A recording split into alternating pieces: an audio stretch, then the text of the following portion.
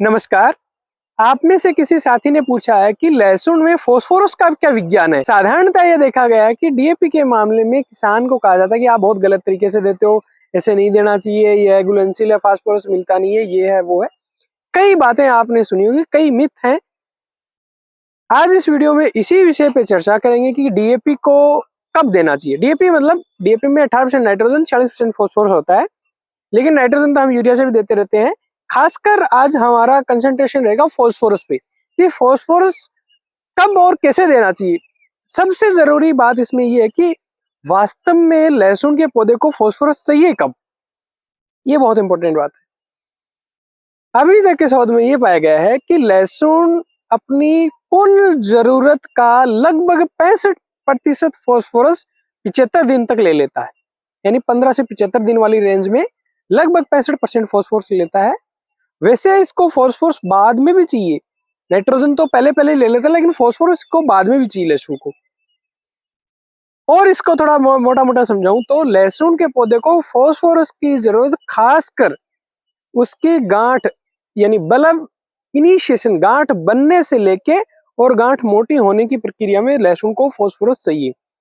Phosphorus लहसुन को कम ही चाहिए, लेकिन देना आपको खूब पड़ता है। उसका रीजन ये है कि फास्फोरस जो हम देते हैं वो पौधा उसको बहुत कम ले पाता है, क्योंकि फास्फोरस को कई कारक प्रभावित करते हैं, इसलिए फास्फोरस मिलता नहीं।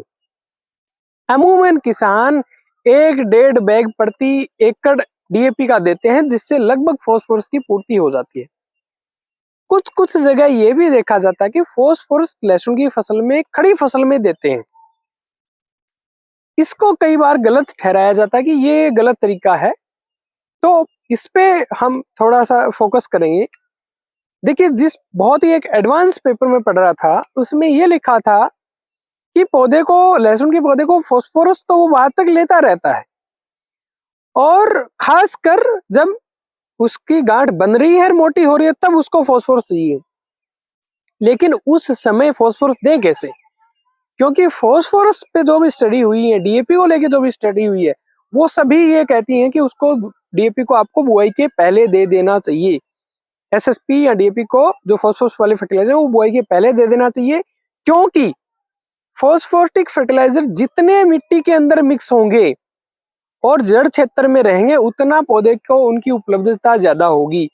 क्योंकि फास्फोरस जमीन में अघुलनशील होता है, जहां गिर जाता है लगभग वहीं रहता है। ज्यादा पीएच हमारी जमीन होगा तो इस केस में कैल्शियम वगैरह के साथ में वो फिक्स हो जाता है और पौधे को उपलब्ध नहीं हो पाता है। हालांकि जड़ क्षेत्र में होता है तो पौधा ले लेता है, अपने एनाइन छोड़ता है, फास्फोरस को ले लेता है। उस एडवांस पेपर में ये लिखा हुआ था पौधे को तो उस टाइम फास्फोरस चाहिए, लेकिन दें कैसे? देने का तो तरीका बुआई के पहले ही है। लेकिन मैं एक और बहुत ही फेमस बुक में पढ़ रहा था, जिसमें ये लिखा था, ध्यान देना, कि फास्फोरस या डीएपी कह दो आप अपनी भाषा में, इसको देना तो बुआई के पहले ही चाहिए, ज्यादा से ज्यादा ये मिट्टी में मिक्स हो जाए और बुआई के पहले आप दे दो। लेकिन धान जैसी फसल में आप ऊपर से भी दे सकते हो। अब धान जैसी फसल क्यों? उसके दो रीजन है। एक तो धान में लगातार पानी रहता है, तो जब पानी रहता है, नमी वाली स्थिति होती है, तो मास फ्लो में, यानी फास्फोरस बह के पौधा लेता है, इसे मास फ्लो से पौधा लेता है।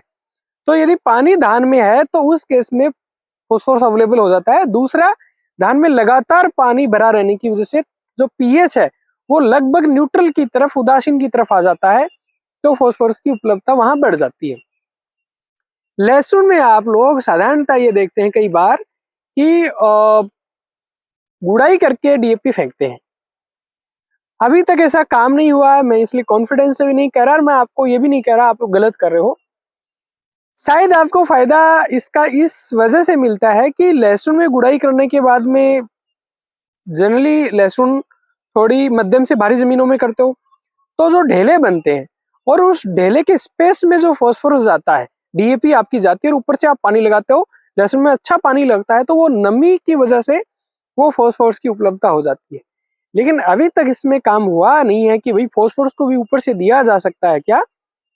एक्सेप्ट उसमें एक मैंने धान का पढ़ा, तो आप कोशिश करें कि फास्फोरस को आप बुआई के पहले ही दे दें, डीएपी को बुआई के, एसएसपी को, डीएपी को, दोनों को बुआई के पहले ही दे दें।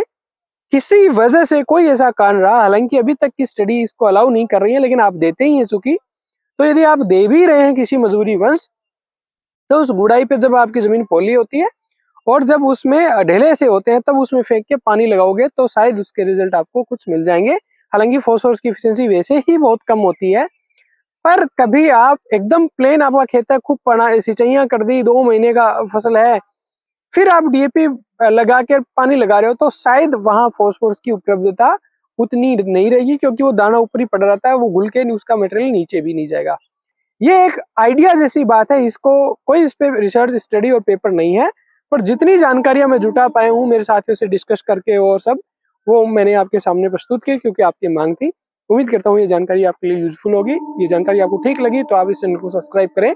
मैं खेती से जुड़ी हुई साइंटिफिक इन्फॉर्मेशन इस चैनल पर डालता रहता हूँ। नमस्कार, जय हिंद।